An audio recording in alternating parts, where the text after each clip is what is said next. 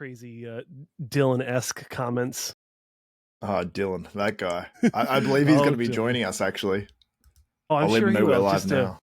just to roast you. Yeah. Yeah, I'm sure he'll be here to roast me.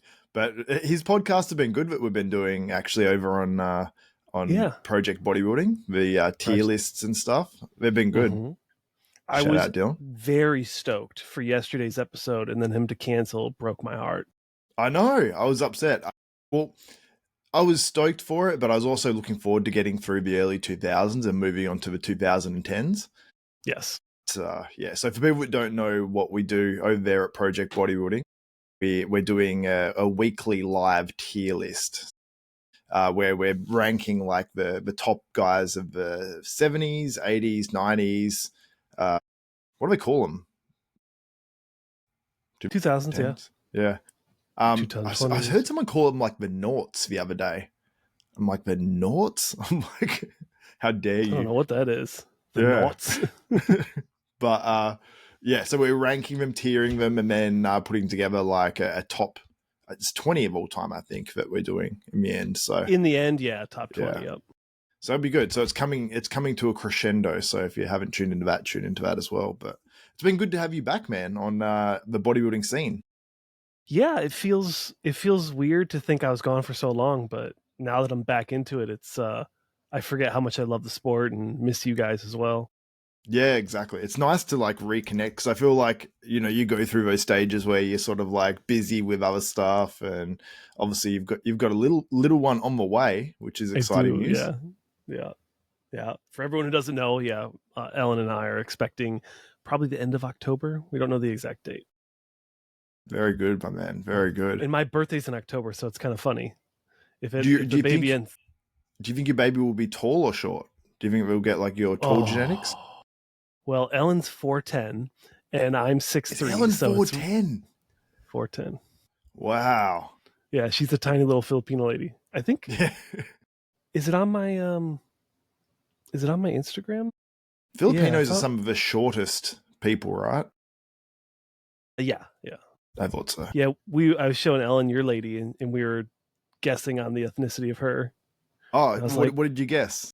Well, definitely Southeast Asian. So we were like, she could be Filipino, but then I'm like, no, that's always the easy guess. The easy guess is always Filipino. So we're like, maybe she's like from Laos. And I was like, no, that's too wild. That's a wild one.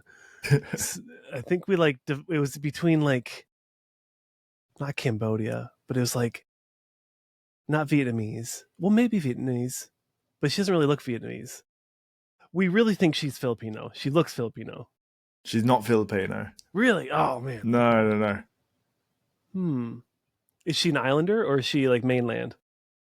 Mainland. Mainland. Interesting. Is she like, is she Thai? No, she's not Thai. And she's not Vietnamese? No. I didn't think so. This is enjoyable. I like the guessing. Yeah? Oh, okay. The one thing I learned in high school was geography, so I can just go through it in my head, and I'm thinking, she's not like Burmese or Myanmar. Those are wild ones, yeah. I didn't even know that second one. Oh, Myanmar? I think it's like the older name for Burma. Okay. I think they went through a civil war, and anyways, nerd shit. More cultured than me, man. Ciali said, "Hi, Zaddy and friend." Okay, yeah, that's Charlie. Yeah, that's hilarious. Yeah. That's my girl. Okay. She's literally here listening to me guess. That's hilarious. yeah. So now I sent her the link so she could jump on. Funny. Yeah. Okay. Oh, so very close with the Burma guess or the Vietnamese guess. I wonder how long the delay is. She said very close to Myanmar. Myanmar? Okay. Myanmar, yeah. Myanmar, yeah. I think I guessed Cambodia, but you would have blinked or something. No. You haven't guessed it yet. You haven't said the country yet. Well, now I have to pull up the map. What am I missing here? Asian map. That sounds kind of racist. Well, I know she's Asian. Yeah. Trust me, she's not a Canadian or something like that. No. It's not one of those like curveballs. Like, right. It's like, I'm actually from Toronto. It's like, okay, come on now. yeah, exactly. It's like, okay, you may have been born there, but work with me here. Definitely not Chinese, not Korean. I said Thailand. I said Burma. Is it like a really far one out? Like, she said a few countries from, what is it? Myanmar? oh, well, like towards India. So like Bangladesh. You're getting She's not warmer. from Bhutan, is she? No.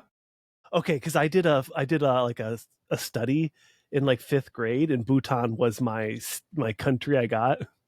Bhutan. That's Bhutan. wild. It's a super small one. No one knows what that one is. Yeah, I was gonna say, I'm like, I think I have heard of it, I think, but don't know anything about it. Even farther than that? Like Nepal or Sri Lanka? Ding ding ding ding. Nepal.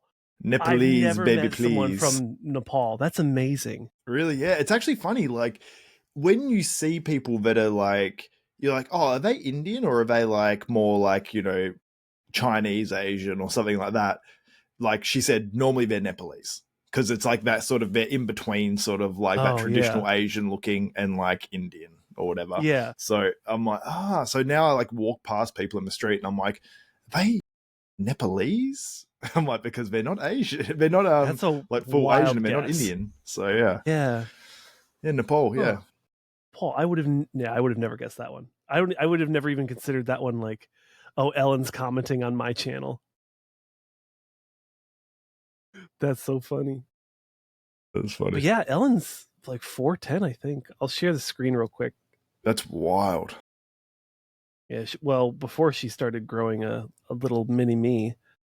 Before she started growing. Yeah. I'm like, what do you mean? Was like, yeah. Oh yeah, that's wild. Yeah. That's wild. Because you're like 6'3", right? Yeah. I'm a big boy. I'm a big boy, or so she tells me. yeah. Big boy, good That's boy, funny, you know, all the essentials. Oh man, that's funny. Where's Dylan at? Is he even in the chat? Yeah, what the heck, Dylan? Yeah. How dare he? What about this Tampa lineup, man? Tampa is going to be bonkers, dude. Not only it's crazy. Is the Open going to be wild, but the 212 is pretty stacked as well. Yeah, there's a lot of good. You got Obden Rockman. Is he in it? Yeah. Yep. Yeah. Oben or whatever his name is. Oben, yeah. Sorry, I see the names on IG, and sometimes I just don't even say them out loud for so long. And unless I'm seeing it directly in front of me, I'm like, "What is it, Oben?" Yeah, I was talking to him for a while on let's see if I can close that without it messing up. I was talking with him on Instagram when he did when he was prepping for Dubai, and he was wondering if he should do Open or not. And I was like, well, if you're placing top 2 last year in a 212 show, you might as well just stick with 212 and just go until you can't, you know? Yeah. Is he like capping out that weight? I don't think so. I thought he was like right around. Well, actually, I don't want to speak on that because I don't actually remember. I was going to say, surely he's got to be up there somewhere because he looks pretty big. Yeah. I just wonder how tall he is at that point. Yeah. I feel like he's like sort of like standard to slightly taller 212 height, but I'm just going off literally like memory. I'm trying to remember him next to other guys. Because he plays second to Angel.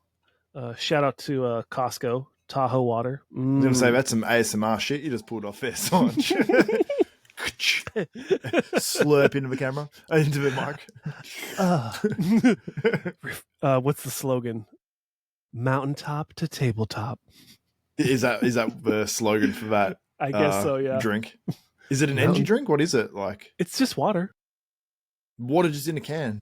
Yeah, it's a bougie American thing. Wow. We like to just waste money. Yeah, I've gotten like once or twice before like coconut water in a can. Feels weird. Sure. Feels unusual, but I don't mind it. It's always colder, you know. I prefer it because it makes me feel like I'm drinking like a Rockstar or a Monster, but then it's just water.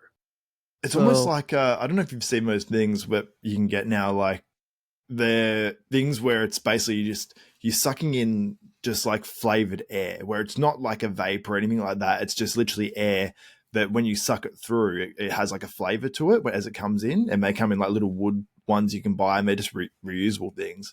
And it's so people can like replace the, like if they've got like a vape habit or anything where they just smoke this like little thing, but there's no smoke or anything. It's literally just pure air and flavor. And it's like just replaces that habit. So it's like, you know what I mean? So you get that same sort of maybe feeling from it, like that same dopamine release, even though you're not sucking in anything toxic, I guess. Interesting. Unless for flavoring's toxic, but it's I can't remember what they call them. It's literally called flavored air. I was just gonna ask you, like, I'm gonna sound like an idiot trying to search this, but how do I search this? Yeah, And, I don't even know if that was the company. It's probably just another one. Oh, yeah, that one second. Yeah, those top two on the left. the fume. Yeah, fume. That's it. Yeah, yeah. When you say it, it sounds so much better. Fume. Really? Yeah. I think the Aussie accent though is fairly off. Like I've had that pointed out to me by Shally as well. Yeah. Because she speaks more like American style English, and she has like an American accent a bit. So it's yeah.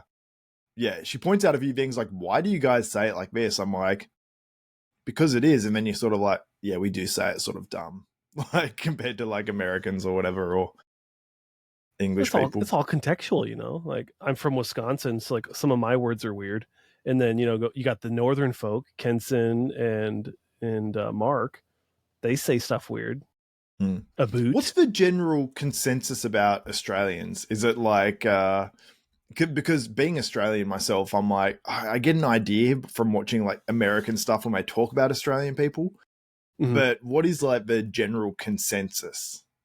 Like, is it that Australians are dumb or crazy or? I guess from what I look at it is it's like a super hyper fixated police state that's like super left wing, and it stems from like them being kind of like leftovers of England, and then whatever I learned in Quigley Down Under. So that's about it. That's about my context. It's not too wrong. We are, but I'd say the government and everything is very left wing overall. Yeah. You have a few fighting back on it now a little bit, like the ones that go too far, like when we can go too far left. Like I think you can go too far right, too far left in politics. Like when you hear like, because everyone sort of like leans one way, maybe leans back the other way in their life, and then maybe somewhere in the middle or whatever. Like you might have like similar. I think everyone sort of has similar values because when I speak to people on the left, like when you actually speak to them about specific topics, it's like we all pretty much agree, like for the most part, if you're like a decent human being, you agree on most things in general. Yeah. If you get away from like the big talking points and you get down to like the granular piece of a topic, most people agree on things. It's just the execution or maybe the funding or it's hard to say. It's always a tricky topic. Yeah, exactly. I don't like discussing politics too much unless I know like exactly where someone stands, and it's like I'm like yeah, because the thing about talking about politics when someone has an opposing opinion to you, a lot of people are like set in their ways on that. So they're just going to argue and they're not going to hear your point of view, and it's like the most toxic form of like argument style, you know what I mean? Like so it's just it's when people think they're completely right and we're on opposite ends of the spectrum, it's bad. It's just in general, it's never a good scenario when you come into a conversation with two people that think they're both right and aren't willing to compromise or converse ideas. Yeah, there's some people that are almost identical to each other, but they don't get on well because they have those same negative like personality traits. Except for Sean and Bob, somehow they get along just great. You know what, they sort of do, yeah. And because I think they both truly don't get that offended. Like they may clap back, but I don't think it keeps them up at night. So I feel like they can disagree and they're just like, oh, whatever. And I have no idea how they do that. Good on them. I was going to say that's something that I do admire at times. I wish to be honest, like To be honest, I'm much less phased by if I get in an argument with someone nowadays compared to the past. You know, Mm-hmm. I feel like as you get older, you get like more resilient with that sort of stuff. But yeah. Anyway, should we talk bodybuilding? Yeah, bodybuilding, right? I don't mind. So, well, honestly, like the focus of Flex Talk is to talk about the guest, who they are, where they came from, what they do in bodybuilding. But given that everyone pretty much knows who you are, yeah, I don't even know if we want to dig into like the deep nuances, because it'd probably be more entertaining to talk about Tampa. Yeah, we all Yeah. love Tampa. I think everyone sort of like anyone that like I suppose like follows bodybuilding closely. Like some people might just know me from my beef with Milos. Like some people might know me from doing live streams. Yeah. But I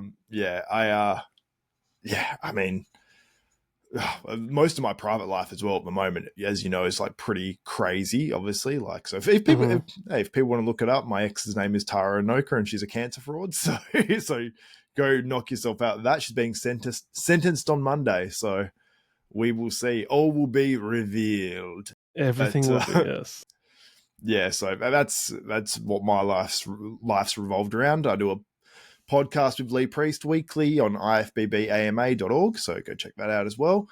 And then I've got Desktop Bodybuilding, where I'm going to be putting out a lot more content as well coming up too. So yeah, I was going to ask, not just lives and whatnot. When I was looking for a nice hot, as your missus said, a zaddy picture, I couldn't find like the good headshots you have. You must have those hidden away somewhere.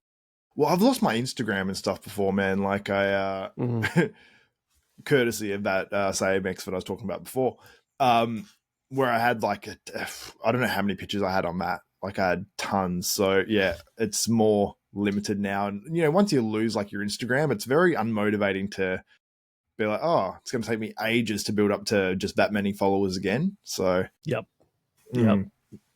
Yeah. A lot of photos lost. I could imagine your YouTube at this point, because you're, are you over 50K at this point?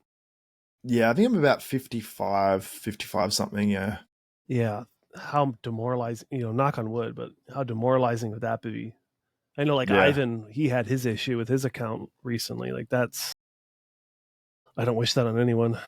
Yeah, I know. I felt so bad for the dude because like losing your channel, like I've had my channel taken down before. Like I had my second channel taken down and I was like, oh, I'm like, does that mean we're going to take down my main Desktop Bodybuilding channel? And I was like, and there was absolutely nothing wrong on the channel. I was being super safe for my content and everything. And they took that down for, I don't know, a week or so. And then I got demonetized on my main channel for like 3 months, where I had to delete a ton of old videos because they're like, oh, if you reuse content and stuff, I'm like, anything where I've reused stuff, I just deleted like the old videos pretty much. So I was like, play it safe. I deleted, I think like 400 videos.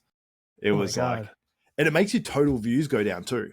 So it took off like, just say I've had 20 million views. It took off like 10 million or 8 million or 9 million views like in one foul swoop. It was so like, I mean, it doesn't really matter because it's not like you lose the monetization for them, but it sucks to have that like that load of content taken out because it basically I had to resubmit my channel to YouTube again after being demonetized. They're like, oh, you have some errors.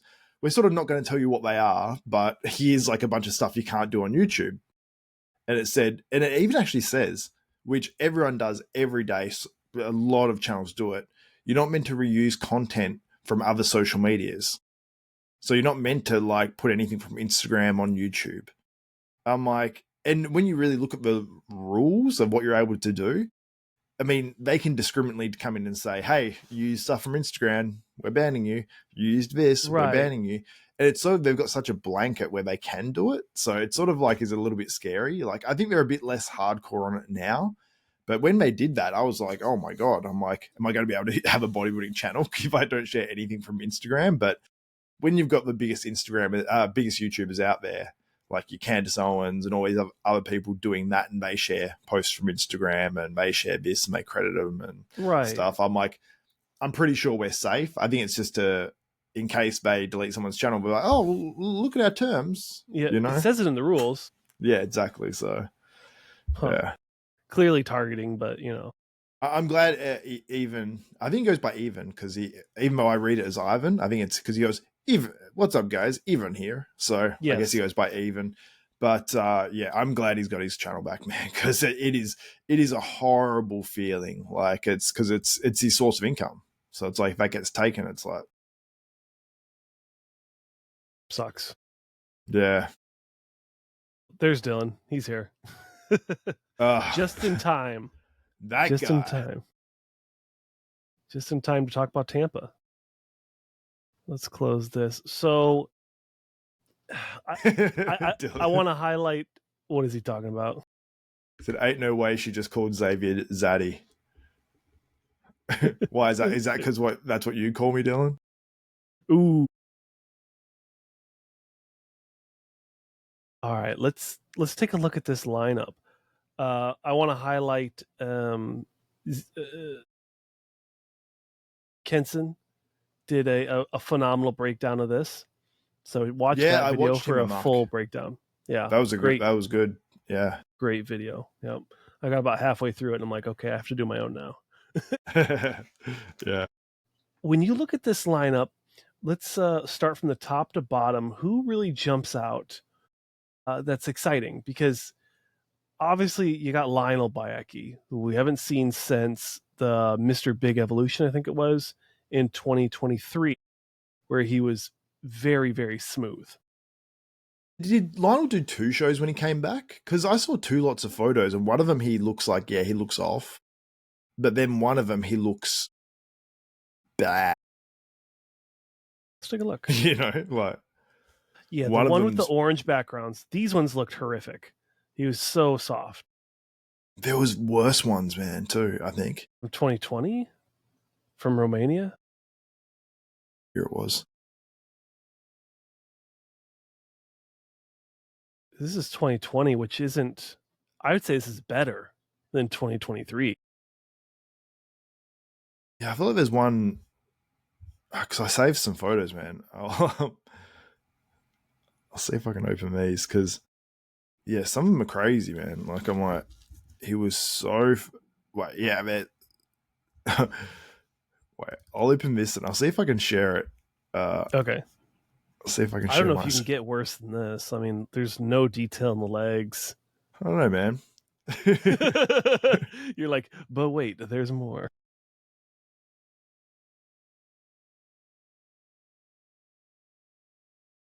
Okay, let me show you this. Oh.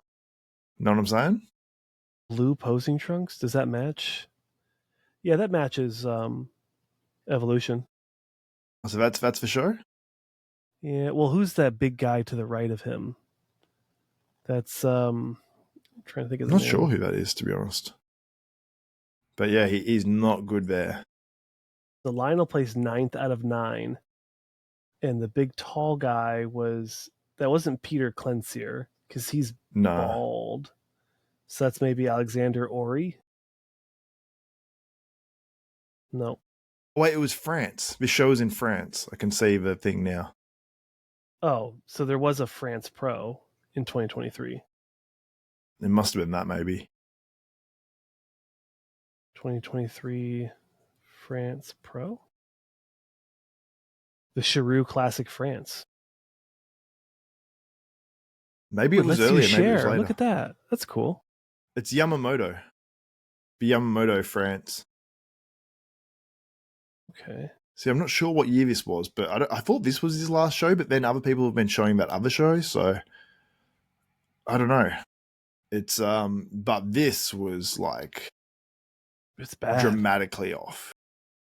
Dramatically off. Do we remember, I don't know if Dylan remembers, but do we remember why he said he competed? Or was it just like he thought he looked good? Maybe he thought he looked good. I'm assuming he thinks he looks good. Dylan says he says he was competing natural or close to it. They watch him like a hawk in France because he got in trouble or something. I did recall something about it was someone who he was being sponsored by or someone he knew got in some legal trouble. is the I don't want to speak out of tongue, but maybe it's for like selling Favre gear guy, or something like that. right? Like And the then Favre he company, could, I think. yeah, maybe something like that. I But remember, then, yeah. yeah, somebody saying something. Oh, yeah. But yeah. Don't expect. What do you expect from him? Let's say that. I'm predicting him very, very low. Because Yeah. it's like you have to go off a body of work, not like what you hope will happen, you know? So, Exactly. Yeah. That's yeah. like, I don't know. What's a good example? Samson won the Olympia. So, like, that happened, and that's what we wanted to happen. I'd say the next thing would be, I don't know, Keon does the Arnold Classic. Like, we can't hold our breath that something like that's going to happen, but Yeah. I hope Kevin does the Arnold. I would be surprised if he didn't. Yeah. Yeah, I think he should. I think he should. Oh my God. I don't know if we're ever going to get to talk about, let's see. Let's talk about the Tampa. And then Quentin, obviously a guy in the conversation. He just put out some updates like today. I only got to quickly see them because I just did a thing for IFBB AMA. But he was looking better in those updates, but I wouldn't mind perusing them now. Yeah, let's take a gander. Can you see this box on your screen? Yeah. Oh, it's annoying. Okay. Oh, what box? What box are you talking about? It was like your face. No, like I can see the screen you're sharing. Okay, good. We'll figure this out. We're still getting used to this. Can you not see my face? Not anymore. I closed. It had like a little box, and I closed it. Really weird. Anywho. Okay, now it's here. Yay. The start. I need the beautiful face. Oh, thank you. I want to look to it. Might not help my connection, but I want to see what it looks like. At least on YouTube. It's good. It's good. Looks good. So, which ones are the newest ones? These ones with the back shots? Yes, yeah, because we hadn't seen the back. So, what's your thoughts? Does he look narrow? I mean, not the shoulders are wide, but it's. I want to see more meat on him. I need to see him in the lineup really because, like, yeah, I know, like, for him to be like Olympia contender sort of guy, like up there in the top, like where people want to see him at some point. Yeah, he needs more muscle straight up overall. But I'm happier to see him looking harder than he did like a week ago. Like considerably looks harder here. So I think that's good. Yes. But yeah, I have to see him in the lineup. Like his shape gets him a long way. The glutes are in. Like, yeah, he definitely looks a lot better than he did a few days back. That's for sure. Yeah. And if he fills out and fills up nicely, then I think this will look pretty damn good. It's obviously taken a flat stage of a prep, I assume. Yeah, that's a good point.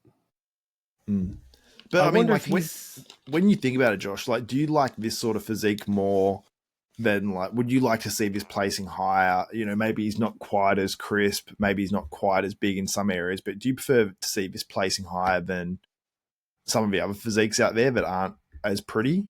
Yeah. I think if he did better at presenting the physique, because I am a taller guy, I do have a bias towards these. Maybe he's leaned too far back on this back shot, but I feel like he's not bringing in that like classic energy that Samson does with the same similar structure. Yeah. So maybe he could do something like that. But overall, I do prefer a taller, more aesthetic look, like Rafa, Brendeo, or even like Jamie Joe Hall. I liked him. He was a freak and tall. He was low-key underrated, man. That front lat spread on Jamie Joe Hall was crazy. Yeah, he was like top 3 or 4 at one of those British shows, and then he just like fell off the face of the map doing the what do you call it, gladiator thing. Yeah. Yeah, I like tall guys. It's just you have to be complete, because these short guys are insane. Like the 212's taking over open right now. Yeah. I mean, the 212 division isn't going super strong, but the like compared to the open, comparatively compared to what it used to be like. But they are producing a lot of good talent, so it's like it does have its place, I think, you know. I think it's always going to get stuck in that. We're going to pull up Jordan in a second, but I think it's always going to get treated like a feeder league. Yeah. They're always going to have a hard time being their own thing. It really did used to stand alone somewhat, you know, like when it was like Flex, Jose Raymond, Yeah, Eduardo Correa. They weren't thinking of, oh, I'm going to go into the open and make more money or be more famous. They were just like, no, 212. I'm a 212 bodybuilder. Like this is my shit, you know. I feel like we've lost that. Even like I had Jason on for our show, and he did open, and now he's back in 212. But it's like an identity thing. Like I don't think a lot of these guys know exactly where the perfect fit is for them. Yeah, because for Jason, it's like he has to really push it in open, you know, like, and you have to make that decision too. Like, is he willing to push it to that extra level and maybe put things at risk, you know, like your health and things like that? Or do you, you know, do things, Yeah, you know, sort of, no, it's not like he's doing it halfway. Like he's going all out and trying to bring a new version of himself. So there's still the challenge there of like getting better, but just getting better in a different way. But I think, you know, if for Jason, like if there was a division between, you know, the 212 and the open, that would be perfect for him. But there's not like the perfect place for every single person, which is, you know, it's just how it has to be. Yep. 100%. Yeah. He's in a weird height bracket where he's too tall for 212, but he's too big for classic, and he's just not big enough to be a top 3 in an open show. So Jordan Hutchinson is looking crazy. This is not how you host a podcast where you just talk about whatever you want to talk about. You're supposed to stay on topic. I like it. I like it. I like it. I like it. Sometimes the best podcast is when you go off like topic. That's just how I do it. If we're having a conversation, I want to have a conversation. Like this is natural. We're not trying to like, this is the lineup. What are your thoughts? Yeah. Well, sometimes I used to do that a little much, man. Like when I started doing like podcasts with pros, like those first episodes, especially, like I was like very stiff, you know, like I was like, because it was like I felt like I should ask questions. No, never. No, well, maybe back in the day, but I feel like if you try to script things, it's too, I don't know. Yeah. Even like bullet points, I'm always nervous on bullet points because like my last episode with Jason, I had like, I don't know, 15 lines of stuff typed out I want to talk about, and we talked about maybe like 3 on accident. Yeah, I literally just put like names like of stuff. Like I've done that before though. I remember when I used to interview people, and I had one guy and he started giving me like 1-word answers. I'm like, I have 10 things written down and I've gone through 5 of them in like 2 minutes. It was crazy. Oh no. And I stopped the interview and I said, hey dude, like you have to give me a little bit more in the answers, because I said, otherwise it's not really conversation. It's just going to be like literally done in like 5 minutes. And he's like, okay. And then we started again. And the first 2, he gave me 1 word again. I'm like, that's crazy. That's crazy. Maybe he doesn't even know what he's doing. Well, he was one of these guys that was actually like back in the day, very popular on Australian social media. And he was like sort of like an industry guy here and he had a lot of followers, but he just didn't have the charisma in person. Like in person, like he was like socially inept, but online he seemed like a very charismatic, funny guy. But you can convey a lot through just like, you know, images and text and make yourself look very confident, I guess. Interesting. So yeah. But anyway, Jordan Hutchinson's looking sick. He's phenomenal. And I think I was even guilty of underrating this guy. I genuinely think he's going to be in the conversation for a first call out here.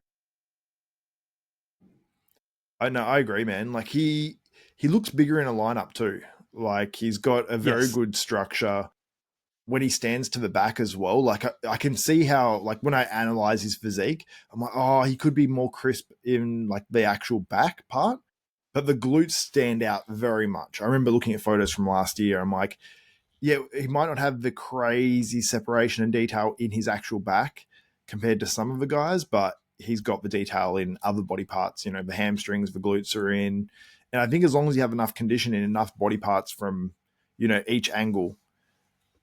Yeah, I mean, the back doesn't look bad there. Like, it looks pretty lean there, to be honest. So, and very cut out in the hammies and glutes. But yeah, he's going to be trouble for some people, but it's just so hard to place him in this lineup. I'm like, does he jump ahead of a bunch of these guys? Because a lot of these guys are at a similar level, because you look back to last year, man, and the Olympia, you had John Jewett in 11th, you had John De La Rosa in 12th, and then you had Bruno Santos in 13th. All those three guys are in the show. Yeah, yep. They're all on top of each other pretty much in the Olympia lineup. And all these other guys have the potential to place around that spot in the Olympia too. So it's like all these guys are on a similar level, within 5-10% of each other. Yeah. It's almost like bottom of the second, third Olympia level competitors right here. Yeah. It's just, I don't know your thoughts. Maybe I'm being a little too negative on this, but I almost feel like people didn't want to qualify for the Olympia this year. Like it felt like so many people were just waiting till the end of the year, and now you're going to have a huge handful of people just not going. Yeah, it's weird. I think a lot of people they realize the standard now, and a lot of people don't want to be placing fourth at a smaller pro show or lower. That if they don't think they're at that level, they're just not going to do the show a lot of the time, or unless it's their first year and they're getting their feet wet. Because look at this lineup, like it is deep a long way down. So you got to look at the motivation for guys. If guys, realize the standards going up with the money, it's going to get rid of some of those people that then can't make the money. They're like, well, if I can't make the money in these shows, what's the point? So you're just getting the best of the best guys doing it, which is great, to be honest. Like it's good for us, It's great for us, yeah. But these guys just aren't going to be going to shows then. They're not going to be going to the Olympia. And we had, how many open shows did we get canceled this year? Because we had, was it the Amsterdam was supposed to be a new one? And then Dennis James had a show. Another year I heard Phil Heath was putting on one. I know Phil had said, Phil Heath's doing a show, but that never happened. That would be great. Yeah. They should, Jay and Phil, and maybe even Ronnie, should all upgrade their like Ronnie Classics, the Jay Cutler Classic. All of those should be upgraded to pro shows, and maybe either change the name to like the Cutler Grand Prix, or like there needs to be some like legacy shows besides New York, Tampa. Texas is kind of a big one now. Chicago used to be, I thought, one of the bigger shows. No more with the Open. Yeah. Puerto Rico's not really a thing anymore. Orlando is kind of okay. And then Detroit's coming out of the woodworks right now. That's going to be big. Yeah. Pittsburgh, obviously, now. Pittsburgh, yep. Yeah. For America, at least. And then in Europe, you've got Romania's a big one. Empro? Yeah. Is that Empro? Yeah. No, Romania is the Romanian Muscle Fest. Oh, yeah, Romanian Muscle Fest. Then yeah. The Empro. Which one's is Empro? Like Spain and is it? Yeah. Barcelona or Alicante. Yeah. One of those cities. Yeah. I get confused with the names because it used to always be like the Spain Pro, and then it'd be like the Hungarian Grand Prix and all that sort of stuff. And now like they're like the M Pro, the this, the that. I'm like, it gets a little confusing. And it changes the every Prague year. Pro. Well, the Prague Pro is the EVLS, isn't it? Yeah. Is that how you say it? EVLS? It's not Evils? I've heard some people say Evils, but no, I call it EVLS. I think it's an abbreviation for something. It's like when people call the IFBB like the IFBA. Well, I've never heard someone do that before. I heard someone. That's wild. Well, it's like when you got like the other federations, you got NABA. So NABA, you actually say it. I can't remember what they call that word, where it's an abbreviation, but you say it. But then you've got like there was the INBA, which is like a natural federation, and some people call that INBA. I'm like, please never call it INBA. It's so upsetting to me. It just sounds wrong. Like it's the INBA. Yeah. The organization I competed in, it was the NANBF. It's like Natural Federation. And I would have never thought of calling it the NANBIF. I'm here for the Namba competition. Please let me in. I am tan. Yeah. There, that's weird. Yeah, it's so weird. What kind of chats did I miss? Holy cow. I'm only getting in Riverside. I'm only getting the first word of this person's YouTube name. It just says the. So I have to look on YouTube to see who that is. Yeah, sorry but he's dropping a lot of knowledge over here. Let me look it up on YouTube. Now, it might slow my connection, so I apologize if it does, but hopefully not. Good. It is. Yeah, he's saying Jordan Hutchinson has an insane level of detail, which I would agree. The Last Call Out podcast. Oh, the Last Call Out. Okay. Yes. Oh, it says it when I highlight the comment. Hilarious. Oh, yeah, you could have just done that, Josh, but my bad. Putting me through all this. a schmuck promoter or a schmuck host. Yeah, much less money in pro shows. Yeah, I mean, you're missing out on all the registrations, but if you do a pro-am, you still get all that money from registering for NPC. You get the money from all the families coming and watching the shows. So you could do a big NPC show with all the classes and the masters and stuff, pro qualifiers if you can get it, and then sprinkle in the pro shows. Either everyone starts off with like bikini men's physique, but we still have a connect Xavier. Have to connect Xavier. Friendly reminder. Oh yeah, for sure, man. Cool. Yeah, for sure. Yeah, but I think that's just talking about the idea of like the Jay Cutler Classic and stuff. I would like to see stuff like that. I know I complained years ago about them changing the names of shows and how we should standardize it and have a bunch of Grand Prix or a bunch of classics or a bunch of pros, like Texas Pro, Dallas Pro, whatever. But when they throw in the Yamamoto, like the Yamamoto France Pro, it's like, do we have to, or can we, or Flex Weekend? That's kind of a standard now in Italy.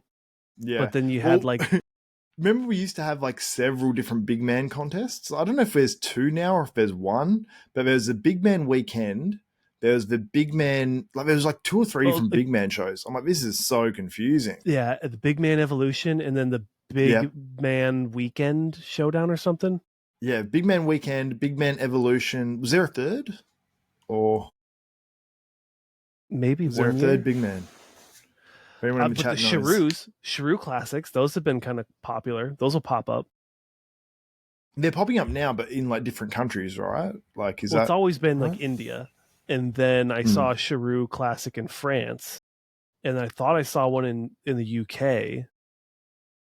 So it's always confusing. Yeah. Do you remember those first Shire classics? almost said Shire crashics. Shire classics where they were in India and they had the full media. Like it had photographers everywhere. Like, and it was like mainstream media covering that contest. And you had like Ronnie. Was it Ronnie and Jay or Jay and Phil and those guys? Phil used to go there a lot. Kai still goes there a lot. Yeah. Yeah. So they had those Shire classics back then where it was open and they paid these guys like 150K or something to win or 100K or whatever it was then. And that was obviously, seen as much bigger money back then too. All the guys went out there. Dennis Wolf went out there, like a bunch. So yeah, I sort of missed that. Like I wish it was like that now. Like I thought the Shire Classic was going to be like a legacy show, but then Shire just seemed to go away.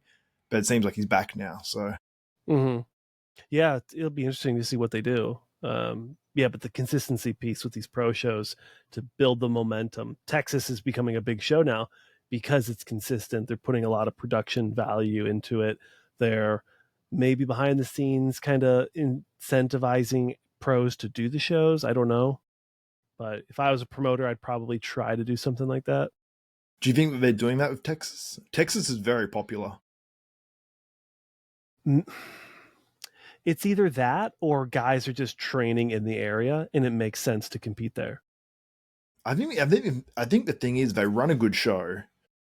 They've upped the prize money. Hey, the cat. They've upped the prize money. Looked after the athletes seemingly. put out HD video. Even though they don't have Gilco there, they've had the HD video or whatever from, I think we've got their own Battled Up Productions or Battled Up Media or something that they do. So they've ticked all the boxes. They've got good lighting. Like there's a whole bunch of like pluses for it. And I think we've had pretty good photographers too. So it's like they're ticking all the right boxes. I think they look after the athletes well enough. Sometimes that's enough, man. Like that's probably why people are doing Tampa, because Texas is right after. So it's like, okay, Tampa's cool. That's a good show. Texas is a good show. Tick, tick. Let's hit those ones. Especially because there's guys living there too. Jordan Hutchinson. You've got, all those guys around there. Stu is living there. I think he's actually just moved away from Texas, to be honest. But, I think he has moved away now. And, so it's like, but there's a lot of guys in the area. It's a highly incentivizing show to do as well, because you've got like Destination Dallas as well, which is like a sort of location people want to go to as well. So, there's a lot of reasons in Arlington. to do. Yeah, exactly. Yep. Do you know where the Texas Pro is, like location wise? Is it in Dallas or? It's got to be in Dallas, yeah. Sure. Unless it's in Houston, but I'm just gonna grab me a water, man. There's just waters here. It's actually a great question. I would have not.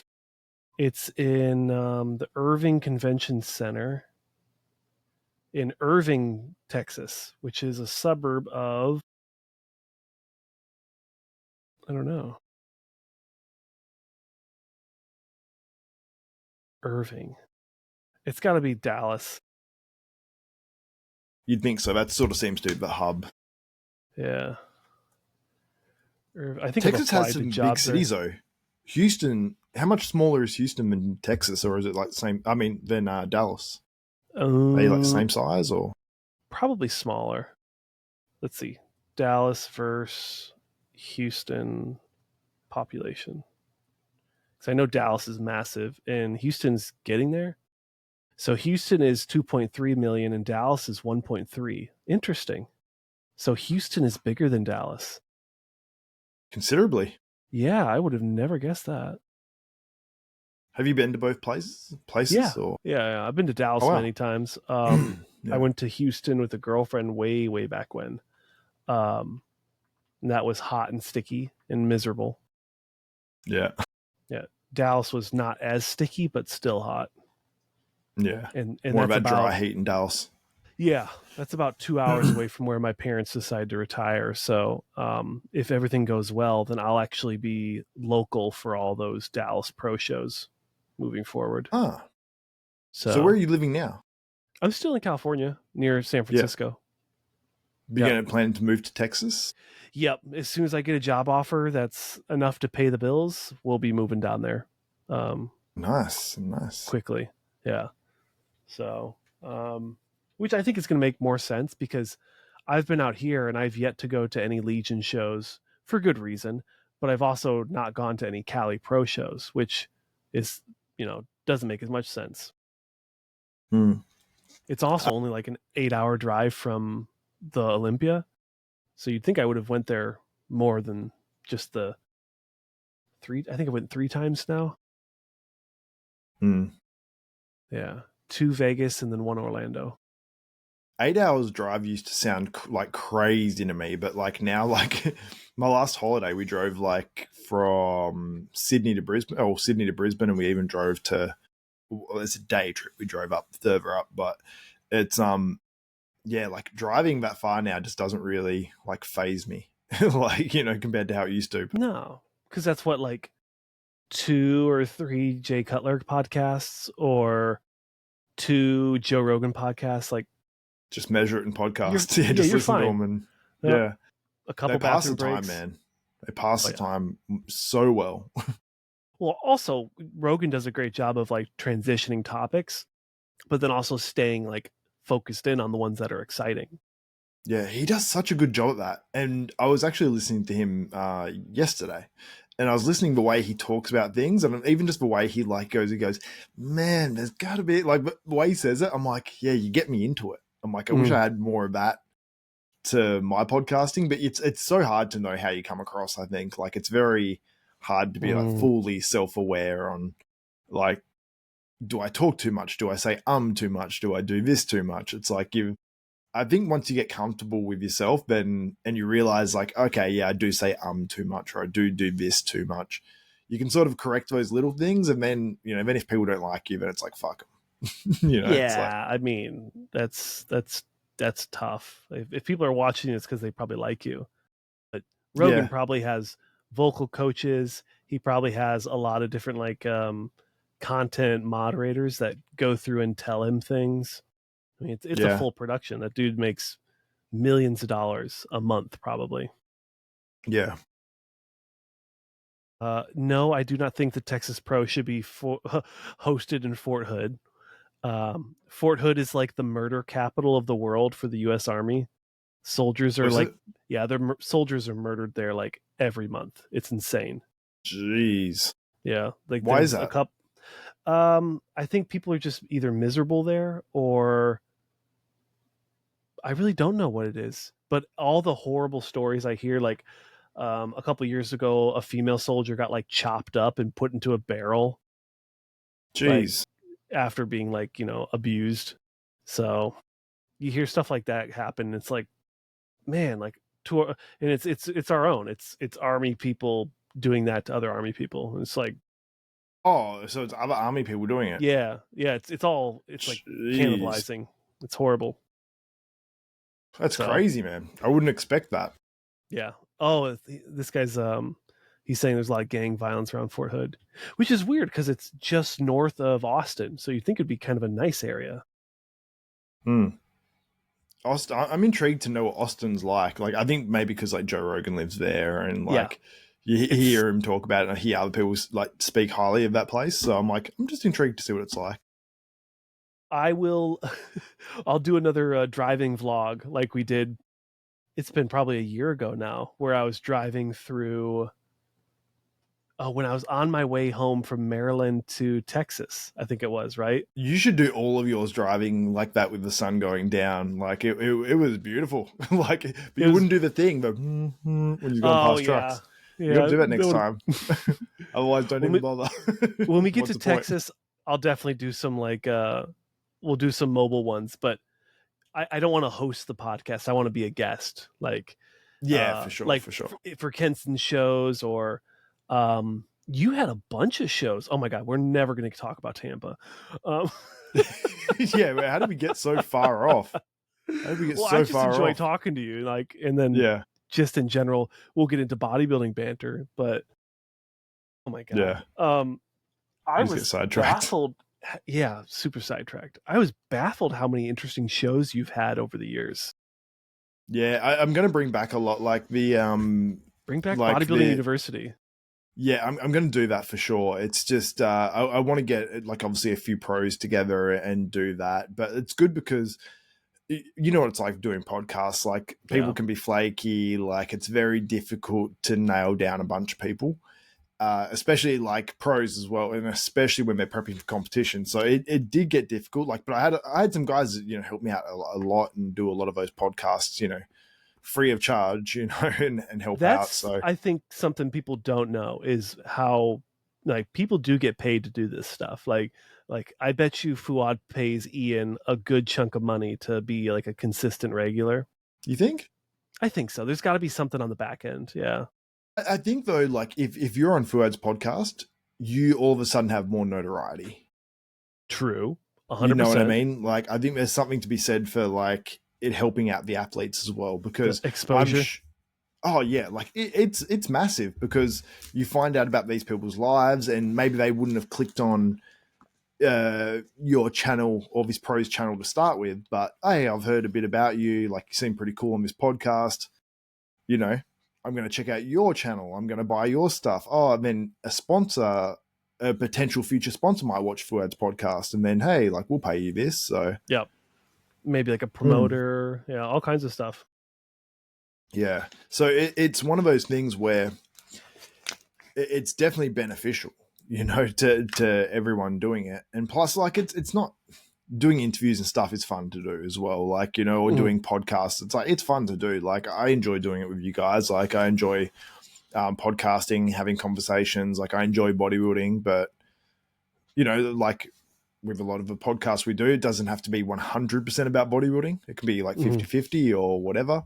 But yeah, so it's mutually beneficial, I'd say. But yeah, then at some level, like if you want someone to do a consistent podcast all the time, then maybe you do have to pay them, So I never have. Well, actually, no, I lie.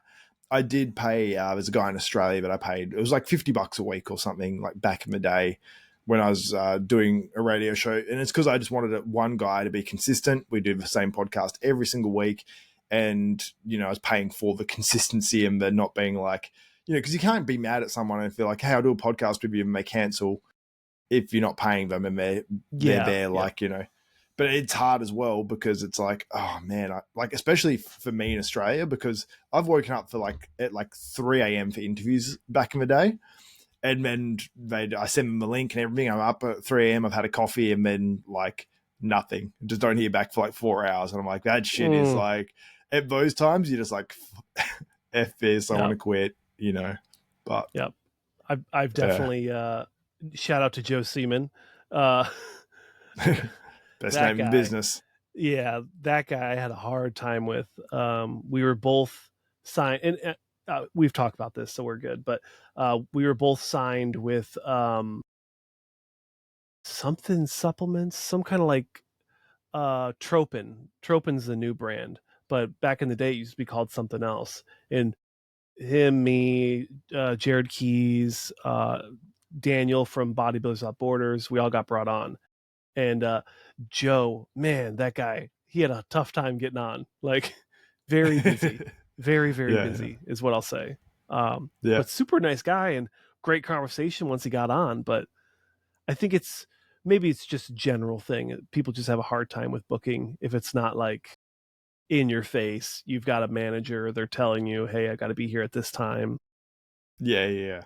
I think when I do more podcasts again, I'm going to be have reminders in my phone to remind the people 24 hours before, 3 days before, to make sure that I'm not organizing around things in my life. The thing that I found tough is when I had kids, when they're like, oh no, I can't do it now, but I can do it in 3 hours.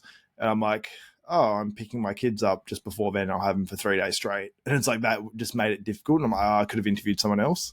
So it's I think the busier you are as well, the more it's oh, damn. So when it keeps happening, it's it's rough. So, yeah. Yep. First Attachment. Thank you. I think John's his name, the last call out. Yep. Yeah, First Attachment. It's kind of cool. It was a military branded one, so I was all on board for it. Yeah, I'm looking forward to seeing you kind of make your return. I know Kenson's been doing a lot of great stuff. Dylan's been upping his game on production, and I think I'm always struggling to find the perfect balance of a couple shows. And you guys, I think Kenson specifically gave me great feedback. Was just do one show consistently for 30 weeks straight, and then you can look at something else. Yeah, it's a good idea, man, because it can get overwhelming, the whole YouTube thing as well. It can get a lot, So as a content creator or whatever, I feel you. Content creation can become a lot. So yeah, I mean, it consumed me I was doing a video a day, or sometimes even 2 videos a day I did it for 2 months, and then it just disappeared for 6 months because I just completely burnt out. Because it's a balance. You can't go too hard on one thing because then you're neglecting everything else. And I was going through a divorce at the time, so I was neglecting everything at the time to just that's rough. My podcast is going to succeed. This cannot fail. Yeah. Because you probably have the same mindset as me, where you want to go all out, 100% in, you don't even want to sleep, and then you're like, oh my god, I'm crashing. Yeah. Because I was okay, if Xavier can't do it tonight, I'm still going to get on and do a live stream, and then we'll just figure something out for another day, and then Jason's going to start coming on every Wednesday at this time block. So then I want to open up Flex Talk to do other things with other people, but then now I'm starting to talk about, okay, that's 2 episodes minimum a week. And then what about random stuff? Like, where do I talk about random stuff? Yeah. So then I'm immediately bleeding into 3 a week, and then it just becomes unhealthy. Yeah, yeah. I think you can things don't have to be so locked down into one topic. You know what I mean? Like you can have an overarching thing of what you talk about on a show, but if it leads you this way, that's fine. If it leads you that way, that's fine as well. As long as you can talk about the things you definitely want to talk about, like if you definitely want to talk about bodybuilding, then just make sure you have an outlet for that. So, yeah. But I think you'll be sweet with doing the two at the moment. Yeah. I think it's a good plan. Yeah. Just maybe not talk with somebody who's as perfectly talkable as you. Why is that? Well, because like you're a professional podcaster. So like you can talk. Not only are you like an awesome dude in general, but then also like you know how to have a conversation. You're like, where do I send the check? Yeah. How do you spell Sanch? Yeah. It's on the screen. Oh yeah. Sorry. Yeah. So yeah. I don't know what it is, but finding a balance. Yeah, for sure. I think it's just it's annoying because no one wants to, like, myself, anyone probably listening, no one wants to do it slow. No one wants to do anything slow. No one wants the 5% gain each week. You want that like double, that triple, that sort of, and you get so many things these days through social media. You get that dopamine kick or whatever. But like I think it's you just got to almost like shut off and go, okay, just be process based rather than just like results based, which is hard. It's hard to do, and results based can work too, because like if you get that momentum, looking at the results and being motivated by that is like yeah, it's addictive for sure. Yeah. I struggle with that at work, where I want that quick dopamine hit of like I'm doing like an Active Directory cleanup, which is like computers and nerd stuff. I don't expect people to get it, but I have 400 devices I'm tracking, but my records reflect 665. So then there's like 265 devices that I need to delete or disable, but I can't do it all at once, because what if half of those are actual devices people are using? And I completely like bomb the company for like a day where no one can work. Yeah. So it would fix my problem, but it could also make a lot more other problems. Yeah, for sure. It's one of those things you have to go through like slowly. Like there's a process to it. You got to do the process as much as you want to go like, how can I could just do, I could just do this, but cutting corners sometimes it's like the worst thing you can do. So buying subscribers, faking views, like all that stuff, because you're like, I want to be successful, but it's not the right way. It's not natural. It's not healthy. It's not sustainable. I've never done that. I there was a friend of mine who I remember when Instagram let you post links to stuff, but only when you had 10,000 followers or more. Oh, yeah. Do you remember that? Yeah. And my friend paid to get up to the 10,000 followers, and he's like, it actually was worthwhile because he's at like 7 or 8 or something. I'm like, okay, it made sense. And they made links available to everyone. But now people just don't click on the links as much or whatever. Like it seemed like though, like early days when they had links just available and only the people with 10,000 people or more was able to click on links on Instagram. That shit worked like for conversion and stuff. But now it's like minimal. Yeah. Yeah, that's probably okay. Never mind. I'm not going to talk about that because it's going to get into another tangent, and we're already an hour in, and we are halfway through. We didn't talk about about Tampa. Yeah, we've got some guys to talk about. I almost skipped John Jewett. I was going to go right to Patrick, and that would have been John Jewett, the 11th place finisher. Was it last year's Olympia? Yeah, last year's Olympia. Yeah. Debatably the favorite to win the show. Well, the last time they were against each other, it was he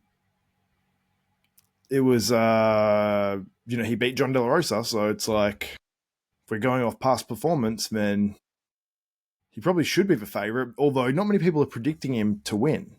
Or which even is really strange, that high. So yeah. I wonder why that is. Like I don't know if Dylan's still watching, but I think Dylan said he didn't like his physique. I don't love John's physique, being honest, but I mean, there's a lot of muscle there. There's conditioning. There's big body parts. It's just, I think that John has to be 100%.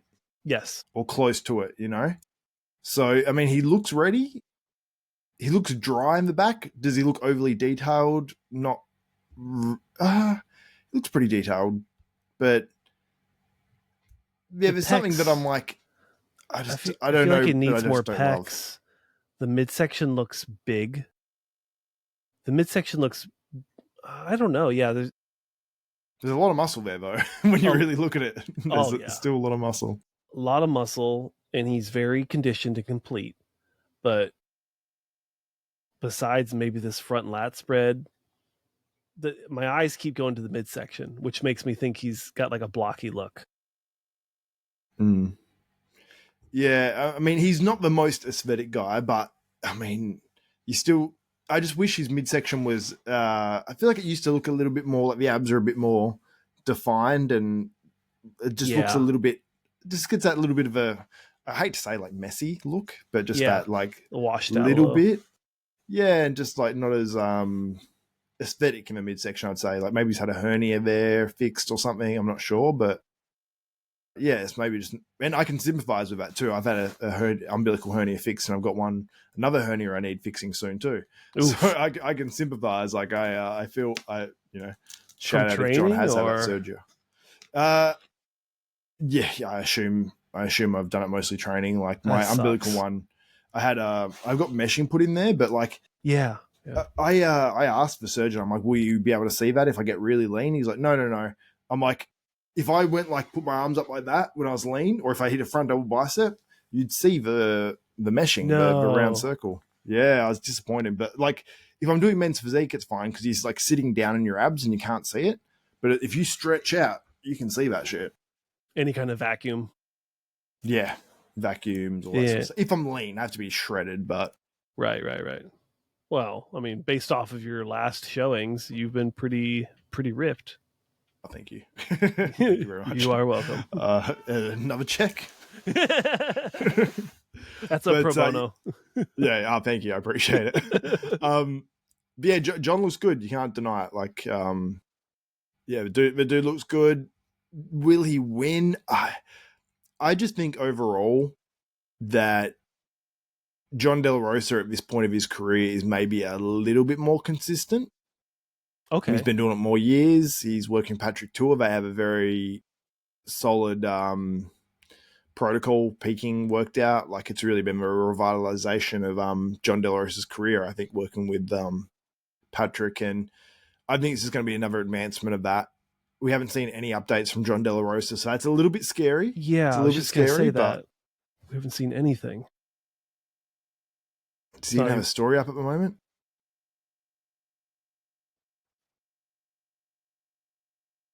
I watched his he did a live, I think, or something on his story, and he was saying like he feels like he's bringing the best he's ever brought, and you could see like his face was sucked in.